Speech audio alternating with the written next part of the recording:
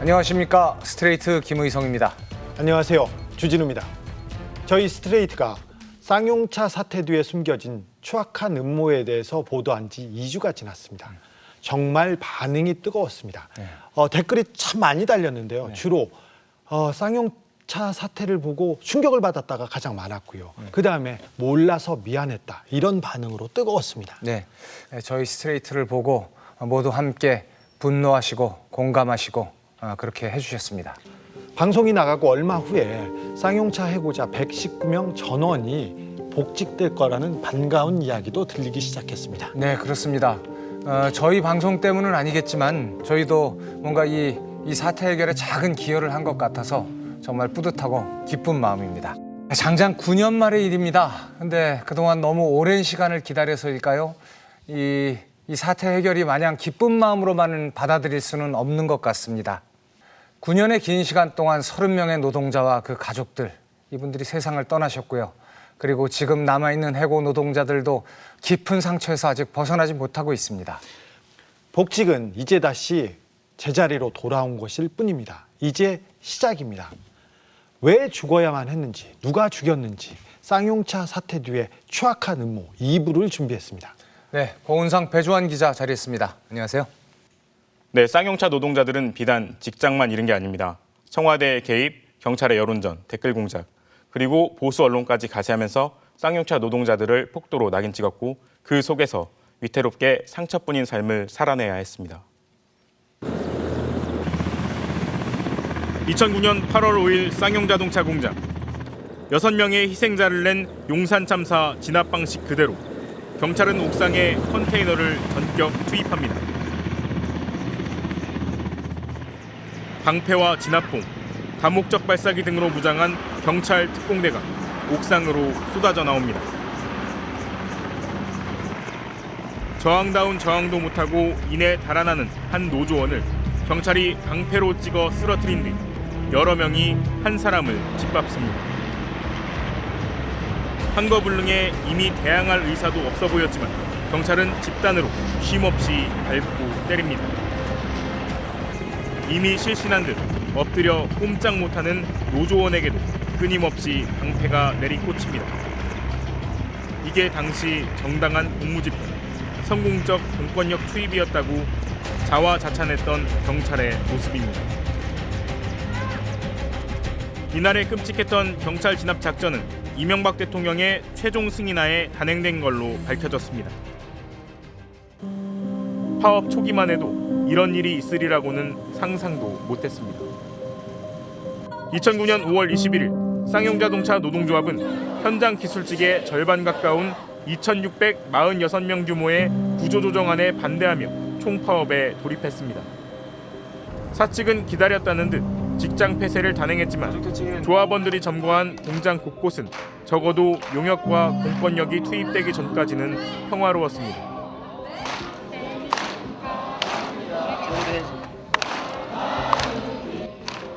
조합원 가족들이 참석한 가운데 두 돌을 맞은 아기의 생일잔치가 열리기도 했습니다. 그해 신년 연설을 통해 이명박 대통령이 해고 없는 일자리 나누기를 강조한 터여서 구조조정 이전에 노사 간 협의가 이루어질 거라고 믿었습니다. 일자리를 지키는데 노사 화합보다 더 중요한 것은 없습니다. 다른 나라들과 달리 일자리를 나누고 해고를 자제해온 우리의 기업들, 임금이 줄어드는 것을 감수하고 노사 협력을 이룬 노조에게 우리 모두 박수를 보냅시다. 당시 쌍용차 노조는 임금이 반토막 나도 좋으니 근무 시간을 반으로 줄여서라도 해고만은 피하고 함께 살자고 호소했습니다. 자동차 회사 생존의 핵심인 신차 개발 비용 1,000억 원도 노조원들 퇴직금을 저당 잡혀 내겠다고 선언했습니다. 이명박 정부가 적어도 겉으로 내세웠던 정책 기조와 다를 게 없는 방안을 노조가 먼저 제안한 겁니다. 그러나 파업 한 달이 지나도록 사측이 구조조정 방침을 굽히지 않으면서 협상엔 진전이 없었습니다. 오히려 사측 직원들 2,000명이 철조망을 뜯어내고 공장으로 진입하는가 하면 용역들이 투입돼 밤낮을 가리지 않고 조합원들과 대치 상황을 유도했습니다.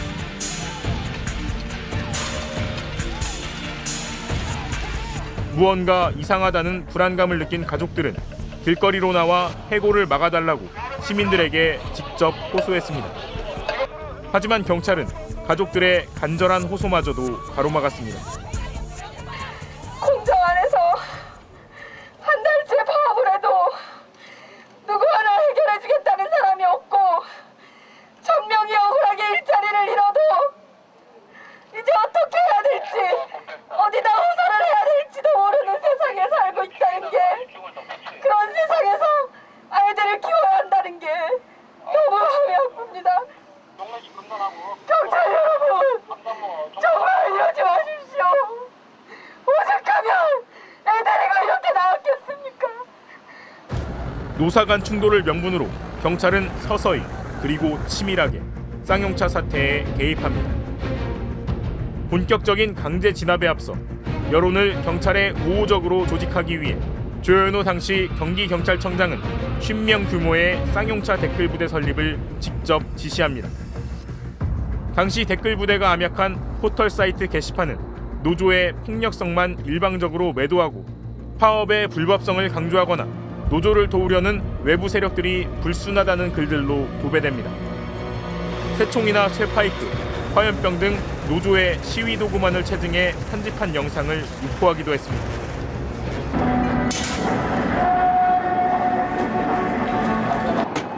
보수 언론들도 연일 노조 때리기에 가세했습니다. 동아일보는 사설을 통해 쌍용차 사태는 외부 좌파 세력이 개입하면서 한층 더 꼬였다고 강조했고, 조선일보도 사설에서 쌍용차 노조를 그대로 두고 회사에 미래가 없다며 법과 원칙에 따라 철저히 그 책임을 묻는 과정을 거쳐야 한다고 주문합니다.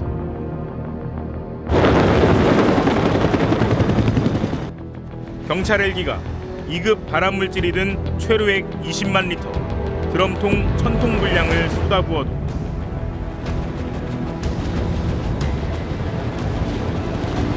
사측 직원, 그리고 용역, 경찰까지 한 몸처럼 조합원들을 향해 돌을 던지고 새총을 쏴도 보수 언론과 댓글 부대는 파업 조합원들의 새총만 부각시켰습니다. 실질적으로 다친 거는 노동자들인데 그 상황을 보면은 노동자들이 폭도로 나서서 공권력에 저항을 하고 경찰들을 두들겨 패고 회사의 관계자들을 두들겨 패는 이런 식으로 이제 언론에서 비춰지니까. 여론 조작과 보수 언론에 기댄 경찰은 드디어 역사의 길이 남을 무리수를 둡니다. 노동자들을 진압하기 위해 테러범을 제압하도록 훈련받은 경찰 특공대를 쌍용차 평택 공장에 전격 투입한 겁니다. 머리가 깨지고 팔다리가 부러졌는데도 파업 조합원들은 해고와 구속은 물론 경찰 청구액만 17억 원에 이르는 도저히 감당할 수 없는 손해배상 청구에 직면해야 했습니다. 여기에 불법 시위자, 폭도라는 낙인까지 더해지면서 재취업의 길도 막히기 일쑤였습니다. 쌍용차 재직했다고 하면은 여기 평택 인근 지역에 취직하기가 힘들었고, 지금은 건설 근로자 일용직에 근무하고 있어요. 쉽게 말해서 노가다. 생계는 갈수록 막막해졌습니다. 어린 자녀들의 가슴에까지 아물지 않는 깊은 상처가 남았습니다. 제일 미안한 게 가족이죠. 해고자란 낙인 찍혔으니까 우리 아빠는 해고자. 특히 쌍용차 바로 앞에 초등학교도 있고, 그럼 애들끼리도 벌써 학교에서도 니네 아빠 해고자라며, 니네 아빠 잘렸다며. 그렇게 9년이 흐르는 동안 30명이 숨졌습니다. 경찰의 폭력 진압이 온몸에 새겨진 30번째 사망자 김두중 씨. 그의 마지막 육성에 모든 쌍용차 해고자들이 겪었던 절망과 고통이 오롯이 배어 있었습니다. 지금 내가 살고 있는 이 세상의 현실을 본 것 같아요. 해고된 분들 다 똑같은 생각일 거예요 아마. 아 이렇게 꼭 살아야 되나 이런 생각들 가끔 들고 하죠. 애들이 불쌍해요. 왜냐면은 이런 세상에서 버텨나가기도 힘들겠지만 어떻게 점점 시대가 가면 갈수록 삶이 나아져야 되는데 점점 더 빠듯해질 게 뻔히 보이니까. 네, 3달 전이군요. 고인이 되신 김주중 씨의 마지막 목소리를 들으니 또 가슴이 먹먹해집니다. 복직을 끝없이 미뤘던 회사 측에 절망하고 세상의 낙인에 힘겨워하다가 결국 돌이킬 수 없는 선택을 하고 말았는데요.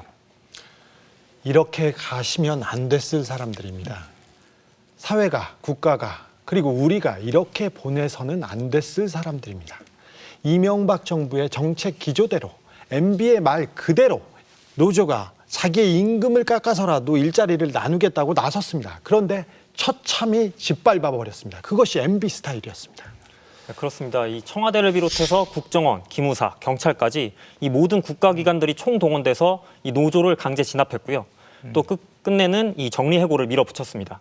네.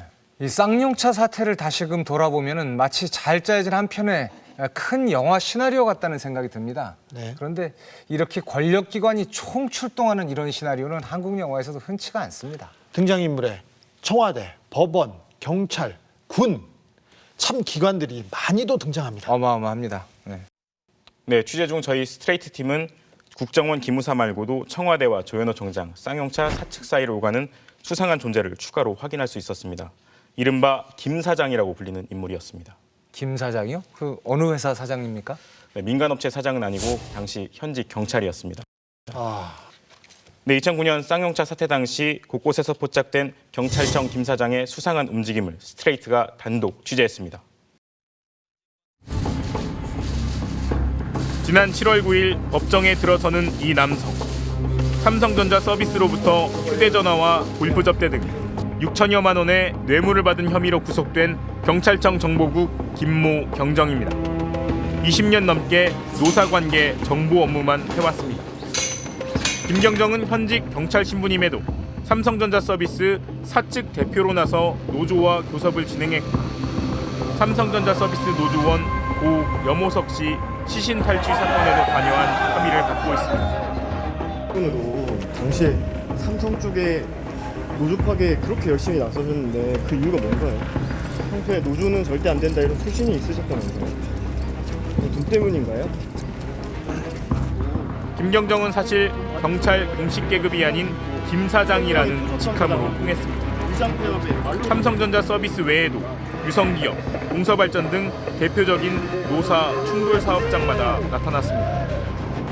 당시에 김 사장이라고 하면서 정보기관에서 나왔다고 그러는 거예요. 근데 자기네들 나중에 알고 보니까 경찰 정보부라 그러더라고요.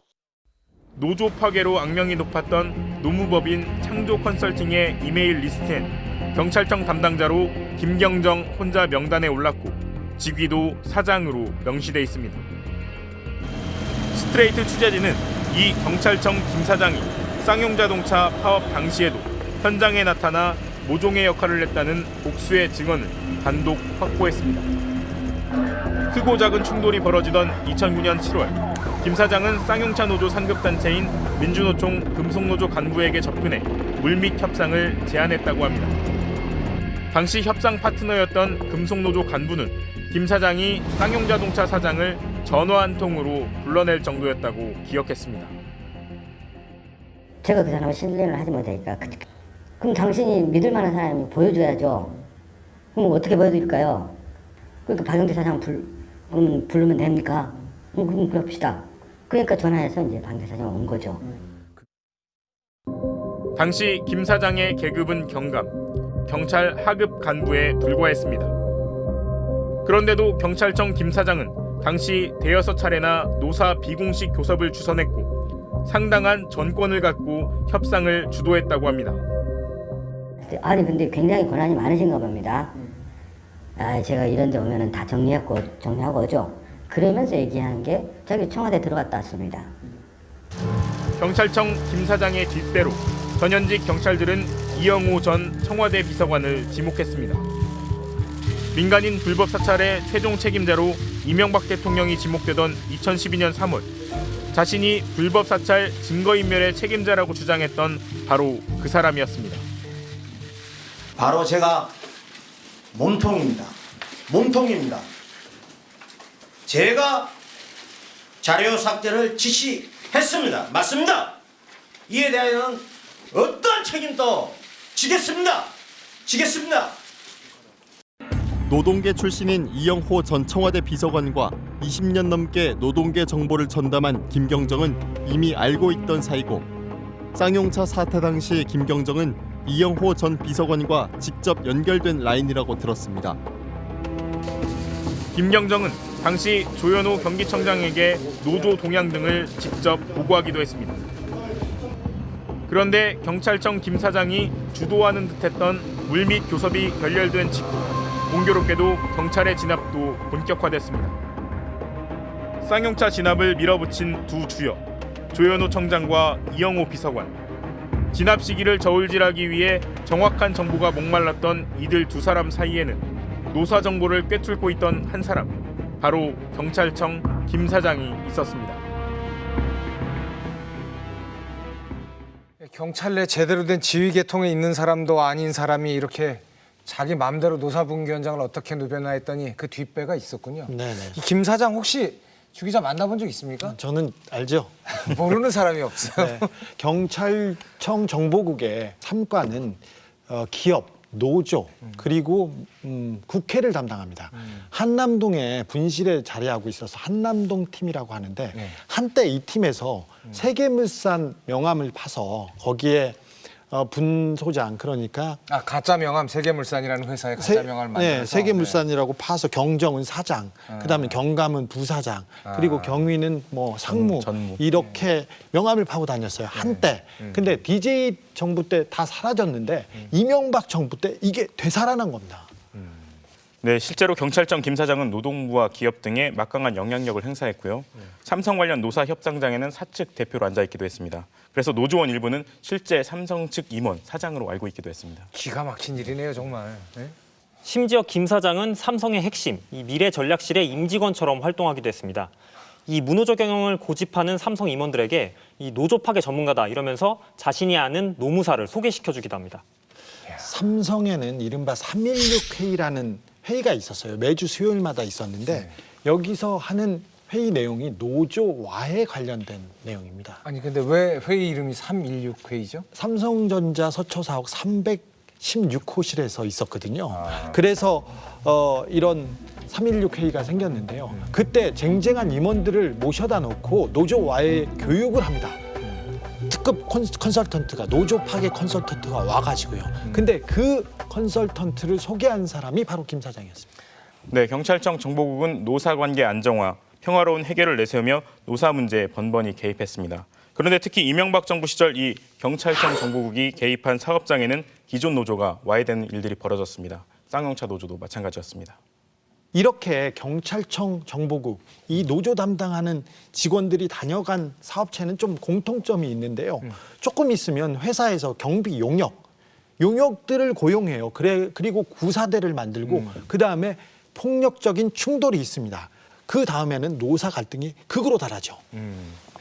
그러니까 이 소위 노사 갈등을 중재하는 게 아니라 노조 파괴 컨설팅을 한 거네요, 경찰이.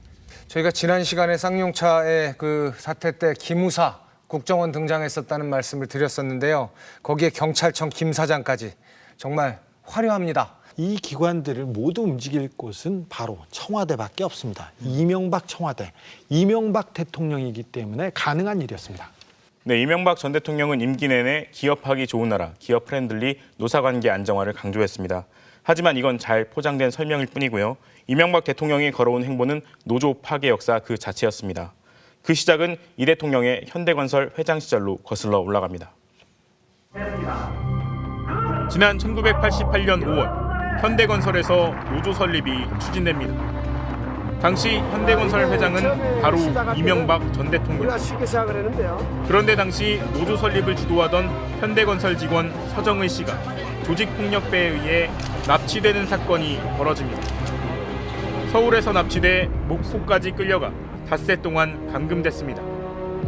서 씨는 조폭들에 의해 눈이 가려진 채 섬뜩한 협박과 함께 사직서 제출을 강요받았습니다. 그거를 만약에 본다면 당신 글로 선발 가는 거 칼로 칼이라고 그래요. 납치되기 불과 이틀 전 서 씨는 당시 이명박 회장과 독대했고 노조 결성을 포기하지 않으면 물리적 충돌이 있을 거란 이명박 회장의 협박성 발언을 들었다고 했습니다. 이 납치 사건으로 당시 47살의 이명박 회장은 검찰 수사까지 받았습니다. 대체적으로 시위를 하신 걸로 알고 있는데 말이죠. 구체적으로 어떤 부분이 할 건 지금 해야 되고 또 안 할 건 안 하고 해야 되지만 당시 검찰은 이명박 회장에게 노조 설립을 방해한 죄만 물어 벌금 500만 원만 물렸습니다. 이명박 전 대통령의 반노조 성향은 정계에 입문한 뒤 더욱 노골화됐습니다. 지난 2000년 7월 경북 경주의 자동차 시트 부품 제조 회사인 세광공업에 민주노총 산하 노조가 설립됩니다. 세광공업은 당시 가스의 납품업체, 가스도 아닌 그 납품업체 노조 설립 직후 한밤중 비상대책회의를 소집한 건 다름 아닌 이명박 전 대통령이었다고 합니다. 공항에서 모시고 왔지. MB를. 예. 자기가 사장실에 들어가가 그 전체 임원들 다 소집했지. 관리직 사원들 전부 대기 상태. 10시인가 11시 정도 돼가지고. 밤 10시요. 예. 노조 설립을 용인하느니 기계 설비를 다 뜯어내고 아예 공장 문을 닫아버리라고 지시했고 실제 실행됐습니다. 바로 오다가 내려왔어. 세관공업 폐업하니까 바로 그 안에 있는 금형 전부 회수하라고. 세관에서 그쪽으로 뭐 민주노총 넘어갔다는 그 사실을 인정할 수 없지. 용납할 수 없는 거야. MB 성격상. 그러니까 폐업시켜. 바로 해버린 거지. 가스는 물론 가스의 납품업체인 세광공업도 이명박 전 대통령의 실소유였기에 직접 자행했던 노조 파괴였다는 겁니다. 그 이명박이가 온다 가라면 한 달 전부터 있잖아요. 청소하고 광 내고 각 에구스 그게 이제 처음 나온 타고 와서 딱 하얀 장갑 딱 끼고 현장 한번 돌고 그 뒤에 이제 뭐 대표 이사로부터 시작해가 뭐 출근 100%가 MB 거예요. 세관공업도 MB 거고. 네. 뭐 형식상 뭐 김재정이 이름으로 해가지고 뭐 이렇게 해놓지. 이명박 전 대통령은 공개석상에서 서울시 오케스트라가 민주노총에 가입돼 있었다. 음악하는 사람들이 그것도 전에는 금속노조에 가 있었다. 아마 바이올린 줄이 금속이라서 그랬나 보다라며 사실과도 다른 노조 비하 발언으로 무리를 빚기도 했습니다. 대통령에 당선된 뒤엔 공교롭게도 이명박 대통령의 안방과도 같은 가스에서마저 노조가 한국노총을 탈퇴해 민주노총에 가입하는 일이 벌어졌습니다. 이제는 경상노조입니다.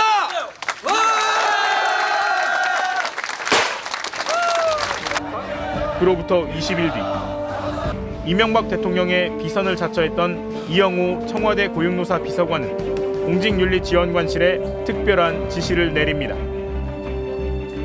이영호 비서관이 민주노총이 우리나라 노사관계를 개판으로 만들고 있는데 그것도 다 돈이 있으니까 그러는 거 아니냐라고 하면서 그 돈줄을 확인해보라고 지시했습니다.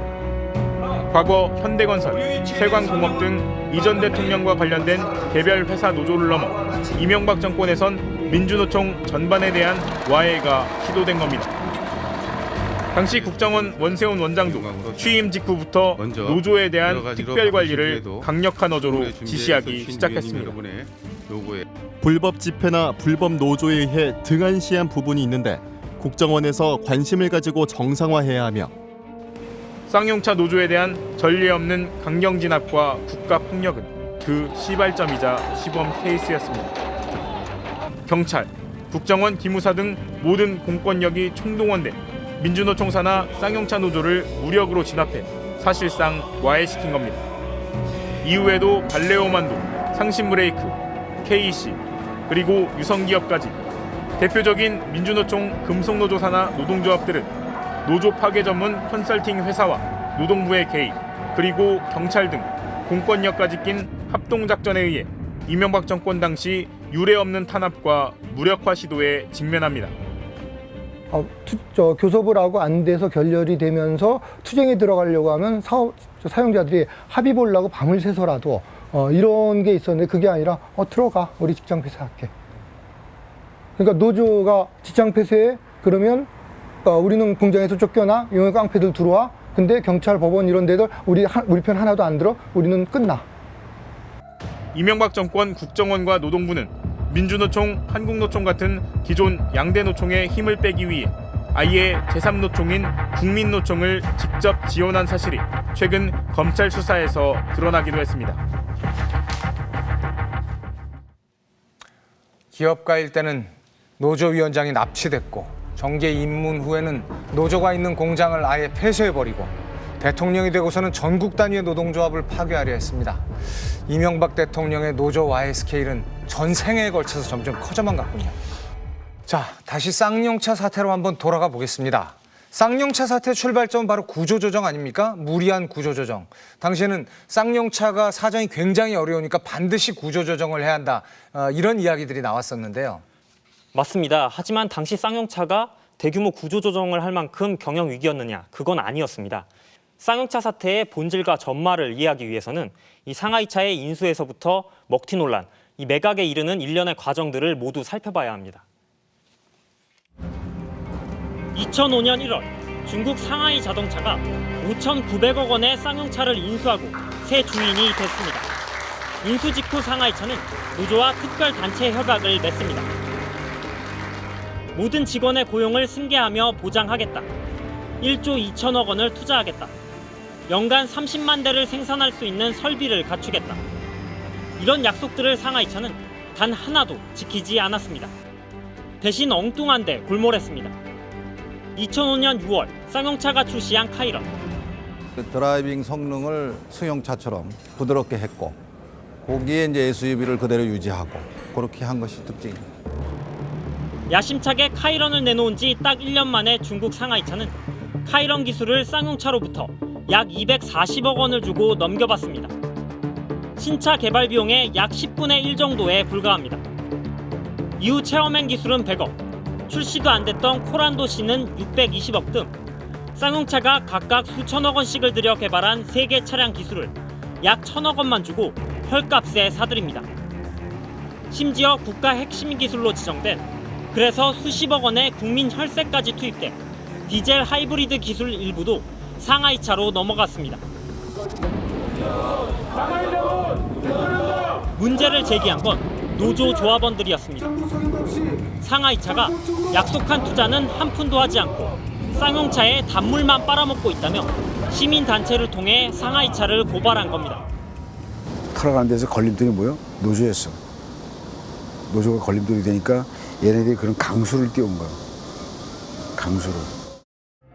당시 국정원과 검찰도 기술 유출 정황을 포착해 수사를 벌였습니다. 이러자 상하이차는 쌍용차 인수 딱 4년 만인 2009년 1월 돌연 경영권 포기를 선언하고 법원에 법정 관리를 신청합니다.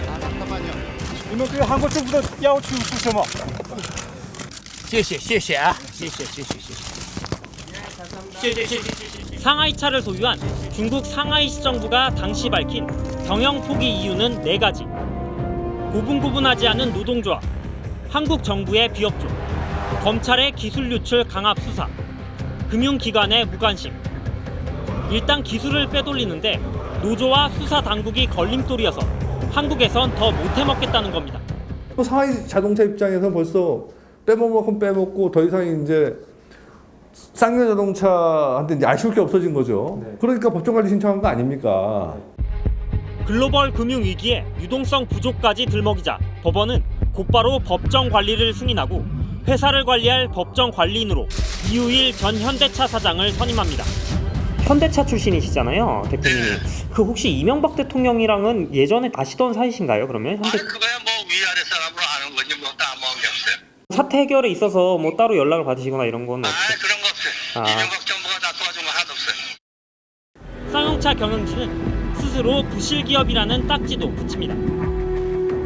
2008년 9월엔 부채 비율이 160%대였던 쌍용차.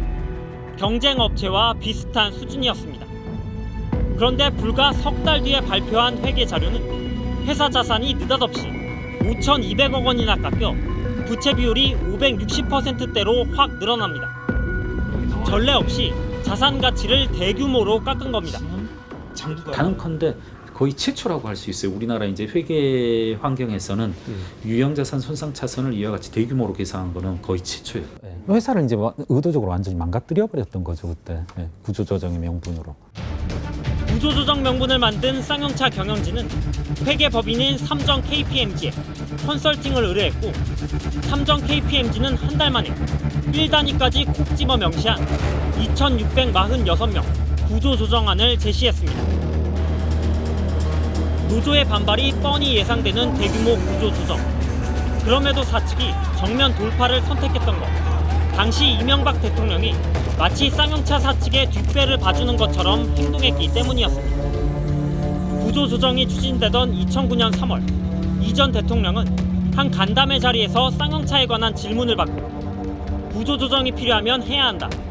일부 종업원들을 해고할 때 오죽하면 회사가 해고를 하겠냐는 식으로 회사의 입장을 이해할 수 있어야 한다고 답합니다.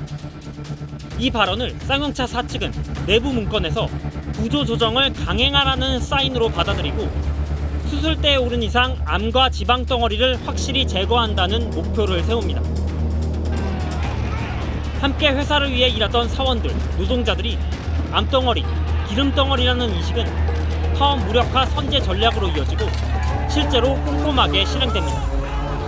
그리고 마치 마지막 대못이라도 받듯이 쌍용차 노조의 파업이 임박한 시점, 또 한 번 이명박 대통령은 구조조정을 역설합니다. 저는 지금이 구조조정과 개혁을 추진할 수 있는 적기라고 생각합니다.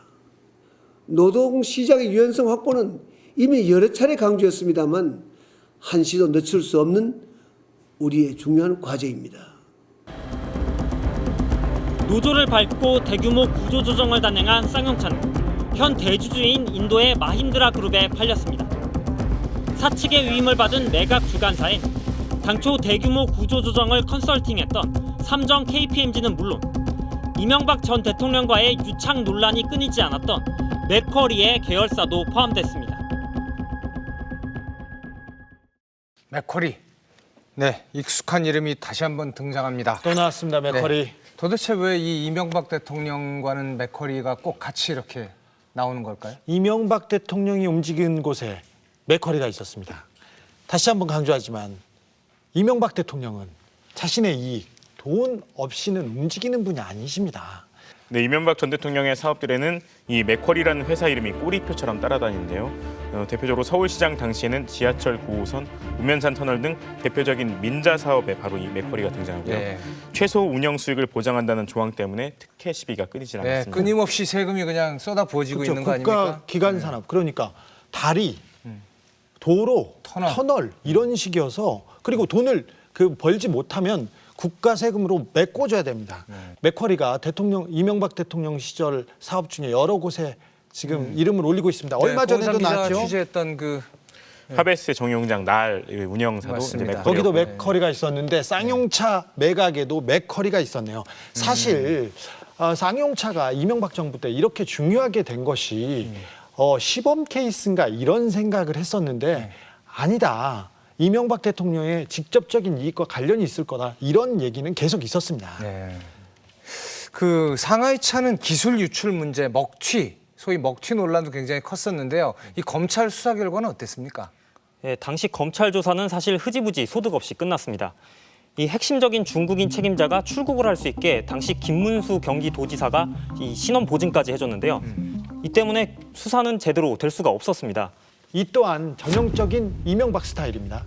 그러니까 게이트, 큰 사고를 칩니다. 그러면 검찰이 나서서 수사를 하는데 수사를 약하게 해요. 그런데 기소는 더 조금만 합니다. 그래서 결국 법원에 가서는 아주 작은 형을 받거나 무죄를 받을 수밖에 없죠. 이 쌍용차 사건에서도 검사가 4번이나 바뀌었어요. 이 쌍용차 사건이라고 하는 것이 소위 이 공안 정국을 조성하기 위한 신호탄이기도 하지만 뭔가 자신의 이익을 취하려고 하는 그런 이유도 숨어 있을 수 있다는 강력한 의심을 하고 있는 거죠. 그렇습니다. 맥커리가 네. 나왔지 않습니까? 네, 맥커리에는 이상득 씨의 아들, 그러니까 이명박 전 대통령의 조카가 중요한 자리에 있었습니다. 이 사람은 이명박 집안의 금고지기로 불리는 사람입니다. 네. 정부는 노동자들을 한편에서 탄압하고 검찰은 제대로 수사하지 않고 이 상하이자동차가 쌍용차의 가장 중요한 핵심적인 것들을 다 빨아먹고 도망가는데 최적의 조건이라고 볼 수 있겠군요.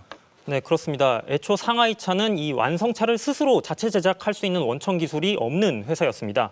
그래서 처음부터 이 쌍용차의 핵심 기술을 빼갈 목적으로 인수를 한 게 아니냐 이런 시각이 많았습니다. 상하이차가 쌍용차에서 핵심 기술을 빼돌리자마자, 그러니까 소기의 성과를 달성하자마자 바로 떠날 채비를 합니다. 그런데 상하이차가 실제로 떠나기 위해서는 대외적인 명분이 필요했습니다. 쌍용차는 부실하다. 그래서 정리해고를 해야 한다. 이걸 증명해야 했는데요. 그걸 이명박 정부에서 만들어준 거잖아요. 네, 실제로 이 모든 과정이 전에 본 적 없이 이례적이고 이상한 점 투성이었습니다. 정리해고, 그것도 2,600명이 넘는 대규모 구조 조정이 합당하냐 아니냐는 일단 당시 쌍용차가 긴박한 경영 위기 상황인지부터 따져야 합니다. 갑자기 560%대로 늘어난 부채 비율에다 글로벌 경제 위기로 현금이 없다는 유동성 부족도 사측이 내세운 구조 조정 이유입니다. 하지만 저당 잡히지 않은 쌍용차 토지만 3천억 원대. 이걸 담보로 얼마든지 은행 대출을 받아 유동성을 확보할 수 있었다는 비판이 제기됐습니다. 이런저런 계산법에 따르면 쌍용차 노동자들의 생산성이 다른 회사들에 비해 매우 낮다는 사측의 주장도 생산 설비와 차종이 다른데 동일한 계산법을 적용해 비교하는 건 무리라는 반론에 부딪힙니다.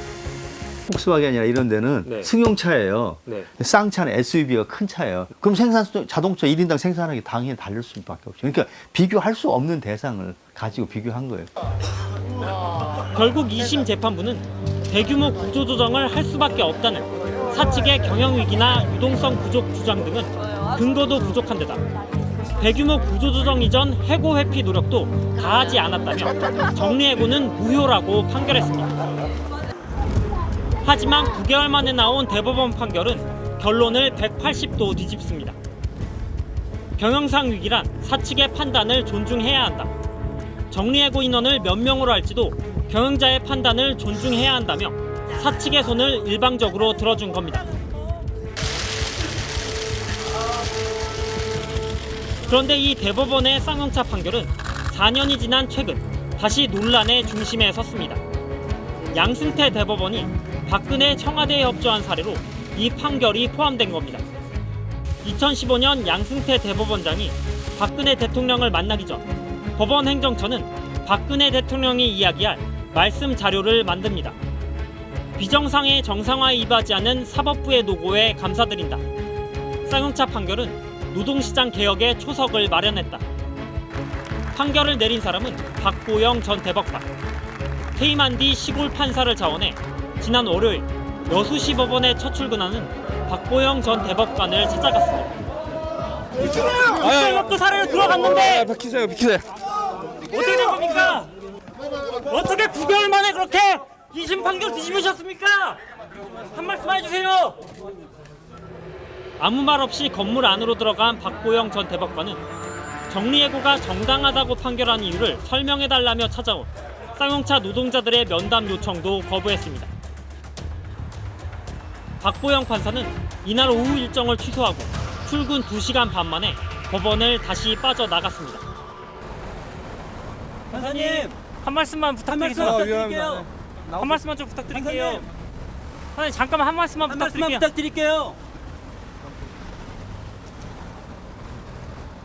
정말 말이 안 되는 거 아닙니까? 당시 그 수많은 보수 언론들 회사가 너무 어려운데 노동자들이 탐욕스럽게 자기 밥그릇 챙기느라고 나가질 않는다. 이래서 회사가 망한다. 이런 얘기 연일 떠들었었잖아요. 그런데도 언론은 귀족 노조 때문에 다 망하게 생겼다. 이런 보도만 계속 쏟아냈죠. 아니 회사 경영자들이 숫자 노름을 해서 회사를 부풀리는 거는 많이 봤어도 오히려 자신의 회사를 장부상의 부실 기업으로 만들어서 노동자들을 쫓아내는 데 이용했다는 거. 이거 정말 이거 뭐 어떻게 설명을 해야 됩니까? 그렇습니다. 당시 자동차 업계는 미국에서 촉발된 국제 금융 위기로 인해서 전반적으로 매출이 부진한 상태였습니다. 네. 이 쌍용차만 겪는 위기는 아니었습니다. 네, 그런데도 쌍용차만 유독 이 기존 자산을 과도하게 낮게 평가해서 이 서류상 부채 비율을 높였습니다. 비슷한 위기를 겪던 GM대우나 르노 삼성 같은 경우에는 이 자산 가치 평가액을 20억 원 정도만 낮추는 거에 비해서 이 쌍용차는 5천억 원 이상이나 과도하게 낮췄던 겁니다. 이 모든 과정을 보면은 그 악질적인 M&A의 전형적인 과정으로 의심해 볼 수 있을 만한 그런 대목들이 너무나 많습니다. 그렇습니다. 기업 가치를 억지로 낮춰가지고 싸게 만들어서 인수하면서 그 과정에서 이 기업을 샀다 파는데 가장 불리한 위험한 요소로 작용하는 노조를 때려잡는 이런 과정은 정말 그야말로 악질적 M&A의 가장 전형적인 모습이거든요. 네네. 자, 그런데 그렇다면 이런 질문을 한번 던져보고 싶습니다. 심각한 위기가 아닌데 회사가 심각한 위기라고 주장하면서 노동자들 보고 무조건 나가라고 하면은 노동자는 그것에 그저 따라야 합니까?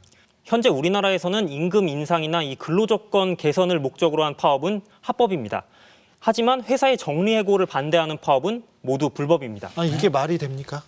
이 정리해고나 구조조정은 이 경영자의 고도한 경영적 판단이다. 따라서 노동자들이 문제를 삼아서는 안 된다. 이런 얘기입니다. 그러니까 월급을 높여달라고 파업하는 건 괜찮지만 월급을 깎을 테니 회사에 머무를 수 있게 해달라고 하는 파업은 안 된다는 얘기군요. 네, 그렇습니다. 경영상 판단. 이거 이명박 때 계속 나왔던 그 언론의 프레임이었는데요.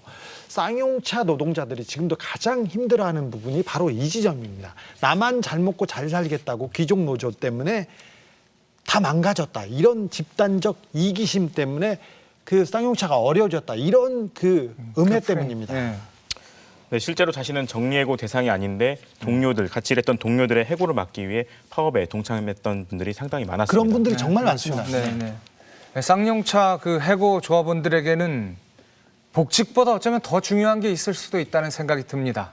이기적인 집단, 폭력적인 집단이라는 그 오명을 지우고 본인들의 명예를 회복하는 것 무엇보다도 절실해 보입니다. 복직은 쌍용차의 끝이 아니라 시작입니다.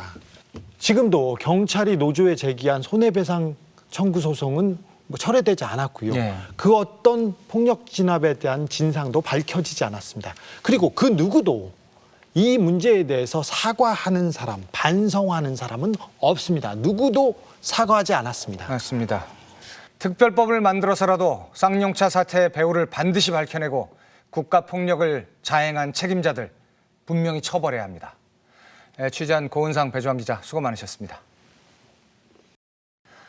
많은 언론이 이렇게 보도하고 있습니다. 쌍용차 해고자 전원 복직, 쌍용차 사태 마무리. 복직은 분명 축하할 일입니다.